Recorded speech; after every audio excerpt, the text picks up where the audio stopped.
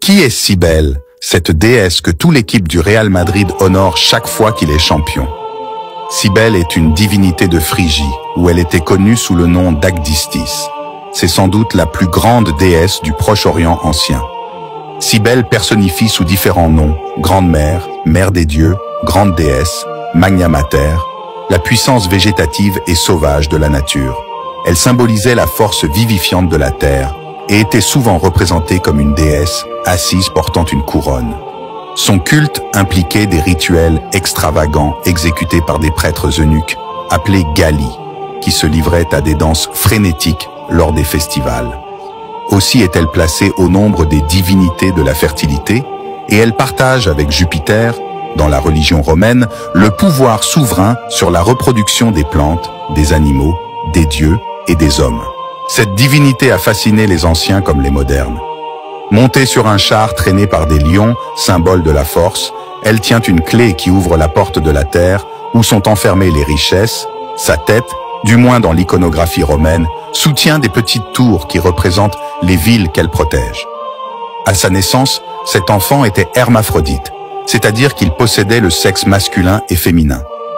Les dieux l'émasculèrent et en firent la déesse Cybèle, que nous connaissons.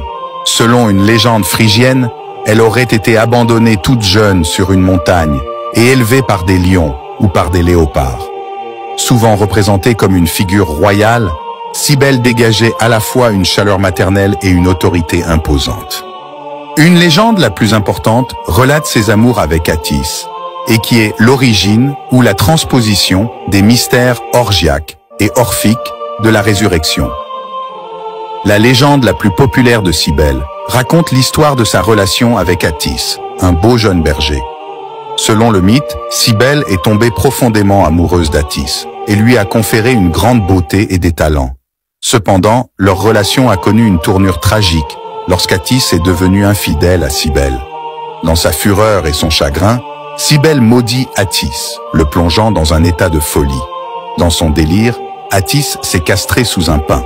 Cybèle, pleine de remords, réalisant les conséquences de sa colère, transforma Attis en un pin à feuilles persistantes, symbolisant la vie éternelle.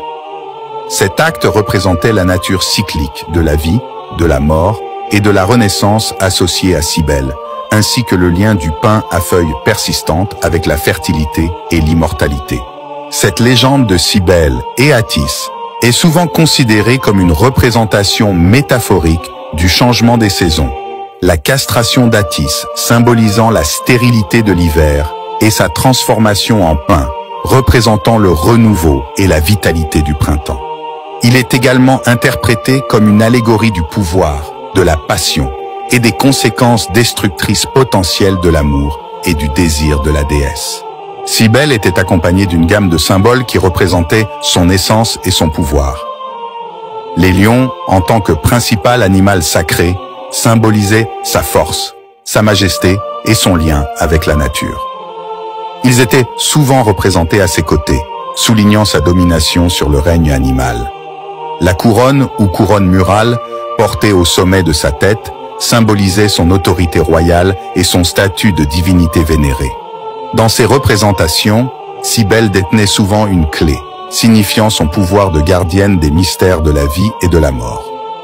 Elle était également associée au char tiré par un lion, illustré ci-dessous. Cela a mis en évidence son rôle de conducteur de char divin, traversant les royaumes de l'existence. De plus, le tympan, un tambour sur cadre rond, était étroitement lié à son culte, représentant à la fois le rythme cardiaque de la vie et la musique et la danse extatique qui accompagnaient ces rituels. Les symboles de Cybèle transmettaient collectivement ses qualités de puissance, de sauvagerie, d'autorité, de mysticisme et les rythmes palpitants de la vie, les rendant partie intégrante de son culte et de ses représentations visuelles. Cybèle était associée aux montagnes, aux murailles des villes, à la nature fertile et aux animaux sauvages, en particulier les lions. Le culte de Cybèle la célébrait comme une divinité d'abondance, de prospérité et de renouveau, soulignant sa nature transformatrice. Elle était vénérée comme une figure maternelle et nourricière, incarnant l'essence de la maternité et les instincts protecteurs qui y sont associés. Lorsque la fontaine de Cybèle a été construite dans le centre de Madrid en 1782, personne ne savait que quelques siècles plus tard, elle deviendrait le point de rencontre des supporters du Real Madrid après chaque trophée remporté. Lorsque le Real Madrid remporte un titre majeur, les supporters se rassemblent à la fontaine pour voir les joueurs enrouler un foulard ou un drapeau du club autour du cou de la déesse Cibeles. Pourquoi le Real Madrid fait-il la fête sur la Plaza de Cibeles? Le Real Madrid, l'un des clubs de football les plus titrés et les plus populaires au monde, célèbre traditionnellement ses victoires sur la Plaza de Cibeles à Madrid, en Espagne. La Plaza de Cibeles est une place célèbre du centre de Madrid, connue pour son emblématique fontaine de Cibeles, représentant la déesse Cybèle, symbole de Madrid. Le Real Madrid fait la fête sur la Plaza de Cibeles pour plusieurs raisons. Importance historique. Le Real Madrid a une longue tradition de célébrer ses victoires sur la Plaza de Cibeles. La place est devenue, au fil des années, synonyme de réussite du club.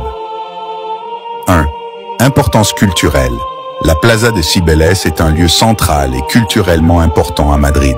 Célébrer les victoires sur cette place emblématique permet au club de se connecter avec ses supporters et la ville elle-même. 2. Unité et tradition.